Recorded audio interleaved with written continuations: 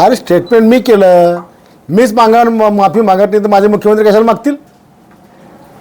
तुम्ही आपल्या वक्तव्यावर ठाम आहात का? माझ्या वक्तव्यावर मी ठाम आहे. या देशातल्या 140 कोटी जनतेपैकी 50% जनतेला रिझर्वेशन आहे, आरक्षण आहे, आणि ते आरक्षण संपवण्याची भाषा करणाऱ्याबद्दल मी जे वक्तव्य केलं मी त्याच्यावर ठाम आहे. 70 कोटी लोकांचं आयुष्य उद्ध्वस्त करण्याची प्लॅनिंग काँग्रेसने केलेली आहे.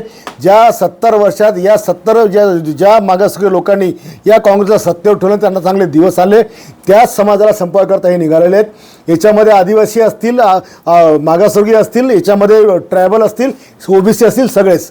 आणि पुन्हा मी उच्चार करेन की जो धनगर समाज आणि ओबीसी समाज आज आरक्षणात मागायच्या प्रतीक्षेमध्ये आहेत, इतक्या वर्षांपासून तो आंदोलन करतो, त्यांना देण्याच्या आधीच त्यांचं आरक्षण खतम करायकरता हे यांचं सगळं प्लॅनिंग चाललं आहे. आणि म्हणून मी माझ्या वक्तव्यावर या ठिकाणी ठाम आहे. राहिला आंदोलनाचा विषय, तर काँग्रेसवाल्यापेक्षा जास्त आंदोलन आम्ही केलेली आहेत, आम्हाला करता येतात. आणि तुम्ही तर काय फक्त कधी न ठाण्यामध्ये ठिया म्हणता, आम्हाला पण 10,000 लोक आणून करता येतील. महाराष्ट्रभर सगळ्या ज्या जातीचं आरक्षण तुम्ही हिसकायचा प्रयत्न करून राहिलो त्या सगळ्या जाती पेटून उठतील आणि या काँग्रेसच्या विरोधामध्ये आंदोलन करतील, आणि त्यांनी केलं पाहिजे.